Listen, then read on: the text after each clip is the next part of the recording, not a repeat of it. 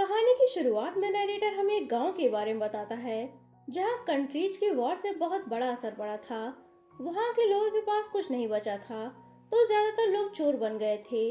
गांव को चोरों से बचाने के लिए वहां के एक टीचर क्रूसिंग ने गांव के लोगों पर जादू कर दिया था कि जो लोग गलत काम करेंगे वो वैम्पायर्स बन जाएंगे और कभी सूरज की रोशनी में नहीं आ पाएंगे। उन्हें अपनी लाइफ अंधेरे में ही जीनी पड़ेगी। इस जादू को तोड़ने के लिए वैम्पायर को अपने 4 गुलाम बनाने होंगे जो उसके लिए लोगों को शिकार करेंगे, और जब वह 10,000 लोगों का खून पी लेगा तो सूरज की रोशनी में भी जिंदा रह सकता है। इसके बाद हमें 8 साल बाद का सीन दिखाया जाता है जहां एक आदमी गांव वालों को बताता है कि फिर से बॉम्ब गिरने वाले हैं, तो सब अपनी जरूरत का सामान खरीदना स्टार्ट कर देते हैं। एक लेडी एक व्हाइट कपड़ा खरीदती है जो कि हमारी मेन फीमेल लीड दाऊ की मदर है। वो घर पहुंचती है तो वहाँ दाऊ ने उसके लिए खाना बनाकर तैयार किया होता है। दोनों साथ में खाना खाते हैं। खाना खाने के बाद उसकी मदर दाऊ से कहती है कि मैंने आज तक तुम्हें कोई गिफ्ट नहीं दिया, पर इस बार ये जेनहम फ्लावर का सेंट बैग मैं तुम्हारे लिए लाई हूँ। दाऊ उसे देखकर खुश होती है और कहती है कि मैं हमेशा इसे अपने पास रखूंगी। रात को गांव में बॉम्ब गिरना स्टार्ट हो जाते हैं। सब लोग बॉम्ब शेल्टर में जाने लगते हैं, पर दाऊ की मॉम से चला नहीं जाता। तभी वहां लाल कपड़ों में एक वैम्पायर लड़की से आती है और दाऊ के साइड वाले आदमी को मार देती है। इसके बाद हम दूसरी वैम्पायर यिंग को देखते हैं जो दाऊ और उसकी मॉम के पास आ जाती है। दोनों भागने की कोशिश करती हैं, पर तभी से आकर उनका रास्ता रोक लेती है। इतने में उसका मास्टर ये भी वहां आ जाता है और दाऊ की मॉम को मारने की कोशिश करता है। दाऊ कहती है कि उनकी जगह मुझे मार दो, पर उन्हें छोड़ दो। मास्टर उसकी मॉम को बेहोश कर देता है और दाऊ के पास जाकर उसे बाइट कर लेता है और कहता है कि अब तुम मेरी चौथी गुलाम हो, क्योंकि उसके पास पहले से यिंग और पॉम 3 गुलाम थी। उसके काटते ही दाऊ एम्पायर में कन्वर्ट हो जाती है। वो उसके पैर में एक बेड़ी डालकर बोलता है कि अब से तुम्हें मेरे लिए लोगों का फ्रेश ब्लड लाना होगा। इसके बाद हम 7 दिनों बाद का सीन देखते हैं जहां उसकी मदर को ये लग रहा था कि दाऊ अब मर चुकी है। दाऊ के मास्टर ने भी उसे धमकी दी थी कि अगर वो अपने पुराने लाइफ में वापस गई या अपनी माँ से मिलने की कोशिश की तो वो उसकी माँ को मार डालेगा। दाऊ के पास उसकी मॉम का दिया सेंट बैग होता है जिसे देखकर वो अपनी माँ को रोते हुए मिस करती है। नेक्स्ट सीन हमें 58 इयर्स बाद का दिखाया जाता है जहाँ ड्रामे का मेन लीड मारुत अपने डैड के साथ जंगल में घूमने आया था। उसके डैड को जेनहम फ्लावर्स बहुत पसंद हैं। वो कहते हैं कि अगर मुझे कभी भी कुछ हो जाए तो तुम कभी भी इन फ्लावर से सेंट बनाना बंद नहीं करोगे। मारुत उनकी इस बात पर एग्री होता है। इसके बाद उसके डैड पिक्चर्स क्लिक करने में बिजी हो जाते हैं, तो मारुत एक गिलहरी को पकड़ने के लिए उसके पीछे चला जाता है। उसके डैड उसे ढूंढने लगते हैं। थोड़ी देर बाद उनकी तबीयत खराब हो जाती है। तभी दाऊ वहां आकर उन्हें मारने वाली होती है, पर वो रोते हुए कहते हैं कि प्लीज मेरे बेटे को ढूंढने में मेरी हेल्प करो, वो मेरा एक लौता बेटा है, उनसे चला नहीं जाता। तो दाऊ उन्हें अपने साथ किसी सेफ जगह पर ले जाती है, पर वो ज्यादा नहीं चल पाते।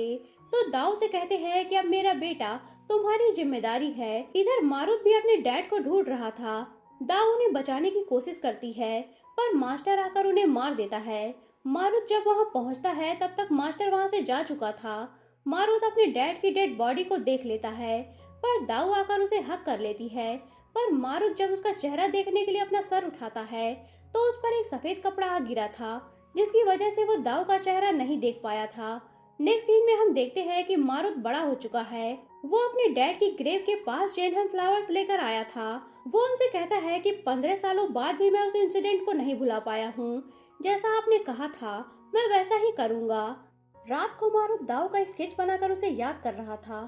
तभी उसका एक एम्प्लॉय वीरा उसे कॉल करके बताता है कि कल हमें जेनहम फ्लावर के जंगल का सर्वे करना है। तभी लाइट के जाने पर वीरा फोन कट कर देता है। उसके घर दाऊ आ जाती है और उसके फेस पर हल्का सा स्क्रैच कर देती है।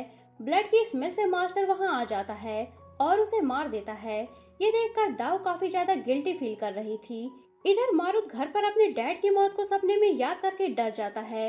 उसकी मॉम उसका स्केच देखकर उसे डांटती हैं और कहती है कि तुम फिर से इस लेडी की पिक्चर बना रहे हो, अब इन सब का क्या फायदा।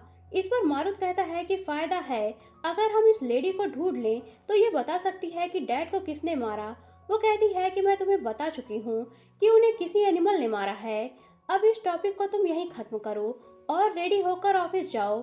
इतना कहकर वो चली जाती हैं। फ्लैशबैक में हम देखते हैं कि उसकी मॉम ने देख लिया था कि उसके डैड को वैम्पायर ने मारा है। वो अब चाहती है कि उनका बेटा इस मैटर से दूर रहे। आंट टैब मारुत को बताती है कि उनकी कंपनी का एम्प्लॉय वीरा मर चुका है। मारुत उन्हें अपनी मॉम को इस बारे में कुछ बताने से मना करता है। इसी टाइम उसका फ्रेंड मन्नत भी आकर उसे यही बताता है। तो मारुत कहता है कि सच का पता तो लगाना ही पड़ेगा। वो दोनों वीरा की डेड बॉडी को देखने जाते हैं तो वहाँ उसकी नेक पर बाइट करने का मार्क देखते हैं। मारुत याद करता है कि उसकी डैड की डेड बॉडी पर भी यही मार्क था। वो अपने फ्रेंड से कहता है कि वीरा को भी उसी ने मारा है, इसने मेरे डैड को मारा था, ये किसी जानवर का काम नहीं है।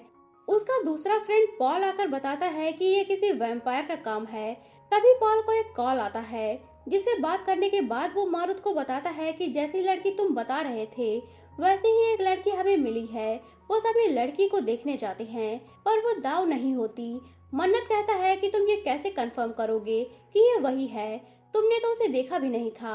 मारुत उसे हक करके जेनहम फ्लावर्स की खुशबू याद करता है और कहता है कि तुम वो नहीं हो। इतना कहकर वो बाहर चला जाता है और मन में कहता है कि मैंने तुम्हारा फेस नहीं देखा पर मैं जेनहम फ्लावर्स की खुशबू को नहीं भूल सकता। मुझे पता है कि हमें एक ना एक दिन जरूर मिलेंगे। इसी के साथ ये पार्ट एंड होता है। तो दोस्तों, अगर आप जानना चाहते हैं कि कहानी में आगे क्या हुआ तो बने रहिए मेरे साथ। और अगर आपने अभी तक चैनल को सब्सक्राइब नहीं किया है तो चैनल को सब्सक्राइब करके बेल आइकन पर क्लिक कर लीजिए ताकि आपको हमारे आने वाली वीडियोस की इंस्टेंट नोटिफिकेशंस मिलती रहे। तो मिलते हैं नेक्स्ट वीडियो के साथ।